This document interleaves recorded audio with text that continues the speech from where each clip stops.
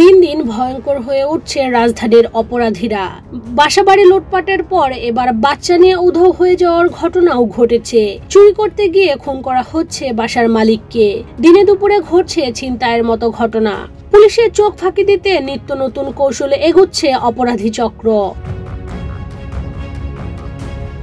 সংশ্লিষ্টরা বলছেন, গত 2 মাস ধরে অবৈধ অস্ত্র উদ্ধার, মাদক কারবারি ও বিভিন্ন অপরাধীর বিরুদ্ধে সারা দেশে চলছে আইন শৃঙ্খলা রক্ষাকারী বাহিনীর যৌথ অভিযান। Double million offer, Walton fridge কিনে পেতে পারেন 20 লক্ষ টাকা, রয়েছে কোটি কোটি টাকার নিশ্চিত উপহার। এসব অপরাধীদের ঠেকাতে সম্প্রতি নিরাপত্তা জোরদারের পাশাপাশি অভিযানের গতিও বাড়ানো হয়েছে। তারপরও নানান কায়দায় অপরাধ থেমে নেই। অপরাধ নিয়ন্ত্রণে চেকপোস্ট এবং পেট্রোলিং বৃদ্ধি করা, সকল ঘটনার রেকর্ড রাখা এবং এসবের বিরুদ্ধে দ্রুত ব্যবস্থা নেওয়া সহ অপরাধের কারণ উদ্ঘাটনে ব্যবস্থা নেওয়া হচ্ছে বলে বাংলাদেশ প্রতিদিনকে জানিয়েছেন আইজিপি মোহাম্মদ মইনুল ইসলাম। এসব ঘটনায় পুরনো কিছু অপরাধী মাথাচাড়া দিয়েছে, আবার নতুন নতুন অপরাধীও তৈরি হচ্ছে।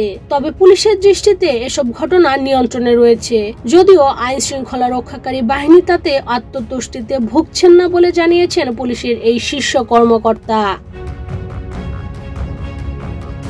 জানা গেছে, ঢাকা মহানগর এলাকায় ছিনতাই ডাকাতি প্রতিরোধে পুলিশকে টহল দিতে 300 মোটরসাইকেল দেওয়া হয়েছে।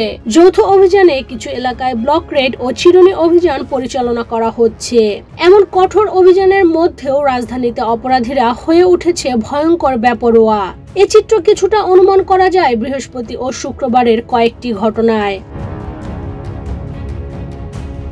শুক্রবার সকালে রাজধানীর আজিমপুর মেডিকেল স্টাফ কোয়ার্টারের একটি বাসায় লুট হয়। এ সময় বাসা থেকে টাকা ও স্বর্ণালংকার নেওয়ার পাশাপাশি 8 মাসের একটি শিশুকে অপহরণ করা হয়। এর আগে বৃহস্পতিবার কিশোর গ্যাংয়ের 5 থেকে 6 জন সদস্য 17 বছর বয়সী শান্ত নামের এক তরুণকে ছুরিকাঘাত করে পালিয়ে যায়।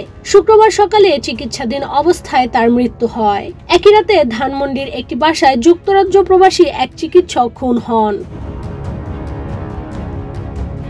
এদিকে গত কিছুদিন থেকে মোহাম্মদপুরের বিভিন্ন এলাকায় ছিনতাই, ডাকাতি, সন্ত্রাসী সহ কিশোর গ্যাংয়ের তৎপরতা বেড়ে যাওয়ায় বাসিন্দাদের মধ্যে আতঙ্ক সৃষ্টি হয়েছে। দুষ্কৃতকারীদের দমাতে এই এলাকায় নিরাপত্তা জোরদার করেছে আইন শৃঙ্খলা রক্ষাকারী বাহিনী, যদিও এখনো পুরোপুরি বন্ধ হয়নি এসব এলাকার অপরাধ। এছাড়া অক্টোবরে রাজধানীর মোহাম্মদপুরের জেনেভা ক্যাম্পে 4 জন খুন হন। এরপরই ছিনতাই, ডাকাতি, চাঁদাবাজি সহ বিভিন্ন অপরাধে জড়িত থাকার অভিযোগে মোহাম্মদপুর থেকে 34 জনকে গ্রেফতার করে পুলিশ। পুলিশের দাবি, 5 আগস্টের পর থানায় থানায় পুলিশের বিভিন্ন পর্যায়ে সদস্যরা বদলি হয়েছেন। ফলে নতুনদের থানা এলাকায় অলিগলি চিনতে কিছুদিন সময় লেগেছে। এছাড়া তাদের সোর্সও ঠিক মতো তৈরি হয়নি। ফলে মাঠ পর্যায়ে আইন শৃঙ্খলা পরিস্থিতি নিয়ন্ত্রণে আনতে তাদের বেগ পেতে হচ্ছে। আর এর সুযোগে অপরাধীরা হয়ে উঠছে বেপরোয়া। কিছু এলাকায় গড়ে উঠেছে নতুন সন্ত্রাসী গ্রুপ।